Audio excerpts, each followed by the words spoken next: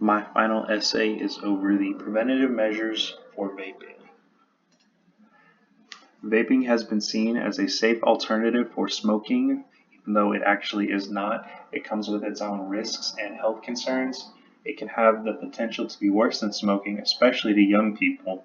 The biggest issue with vaping is the lack of safety, warnings, and regulations for it. The general population needs to be aware of what can be done to help limit teenage exposure, reduce accidental burns, and advise people on the dangers. Protecting children and adolescents against the risk of vaping. This source highlights how appealing vapes are to teenagers, which can lead to usage. The look and taste can draw them in, but then this can lead to a lifetime addiction. This is not something that is highlighted as often when we think about vaping, especially when it comes to children and young adults. They have all sorts of flavors, and yes, they are much more appealing than a traditional tobacco cigarette. Um, Continuing to smell these nice smells, I think, can lead down or can make it much more difficult to come off of them, unlike said cigarettes or cigars or pipes. Not only do teenagers take on the same risk as adults, but they also have the added issues of smoking while still developing. A young person's brain is still developing, and the chemicals from vaping can stunt it or lead to other issues. Not only is their physical health at risk, but their mental health as well, since vaping has been associated with high risk behaviors and adverse mental health outcomes, notably depression and suicidality. Parents need to be made aware of what their child is ingesting. While it may seem harmless, it most certainly is not, especially when it comes to mental health issues that can go under the radar pretty easily, especially from parents and you know teenagers who may not want to talk about it. And the warning signs can be seen, but they may not even notice it. Burn injuries caused by e-cigarette explosions, a systematic review of published cases. A serious issue that goes under the radar is the risk of being burned or having the vape explode. An explosion is usually caused by a faulty lithium ion battery. While the batteries may be small, they can have devastating effects. These are also the same batteries that are found in laptops and phones.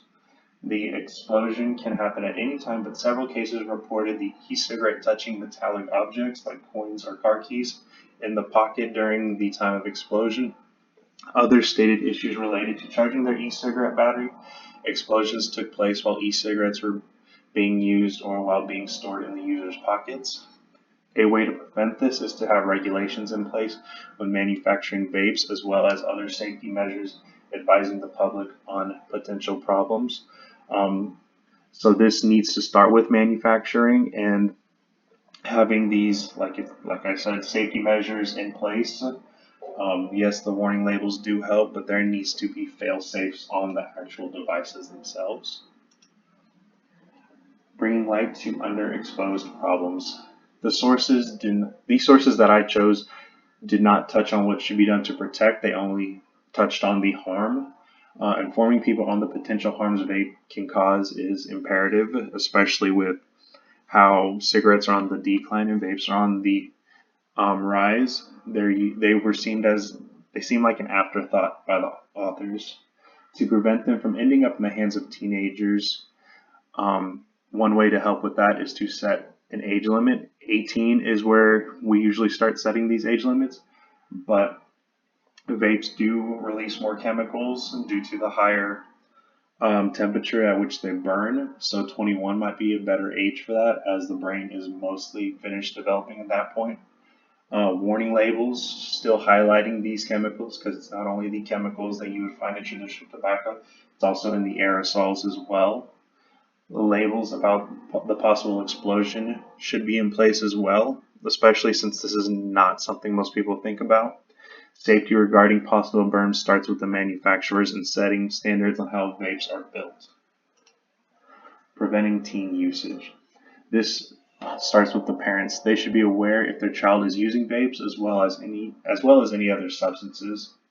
Parents also need to be aware of the consequences of vape usage and how it can affect their children.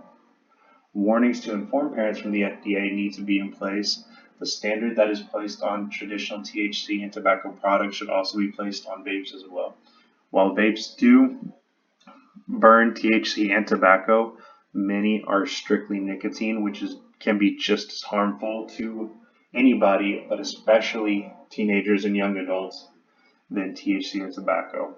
Laws being put in place so vape packaging doesn't look as appealing to children can help as well. They're all bright colored and advertise very tasty flavors.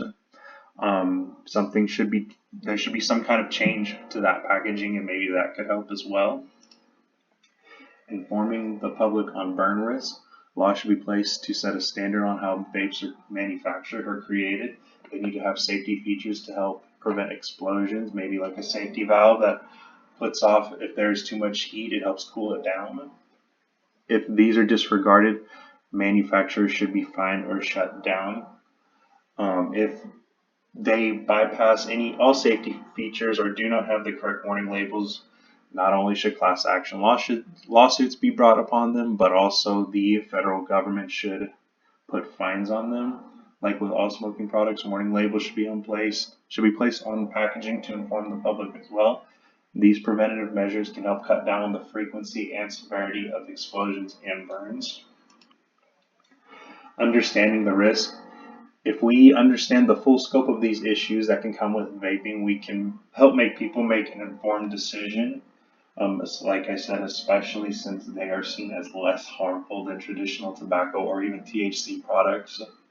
Parents will then be able to fully understand if their child is using one, and can then make sure they receive the proper assistance when it comes to quitting, especially given how difficult nicotine withdrawals can be. They also need to make sure children understand the harm in using them at such a young age. Since explosions are not as well known either, the public should understand how frequent and violently they can happen. They can then take the necessary precautions to avoid one. This includes not leaving a vape in a hot car or directly in the sun. If you are going to have one, put it in your pocket where your keys aren't. Make sure you're charging it properly. Improper charging is also a big cause of these explosions. Conclusion. Everyone knows about the risk vapes have regarding the chemicals in them and the problems they can cause on adults. However, the issues they can cause with teenagers and the explosions are, for the most part, going undetected. With teen usage on the rise, parents need to be aware of how they can affect them. Being educated can bring more and more preventative measures throughout the years. The risk of explosion and burns also goes unnoticed until it's too late. Unfortunately, that can bring serious consequences. Again, better packaging and notices and warnings regarding explosions. This is, as I've said before, starts at the top with the government regulating the manufacturing and then going from there. The general population needs to be aware of what can be done to help limit teenage exposure, reduce accidental burns, and advise people on the dangers of vaping.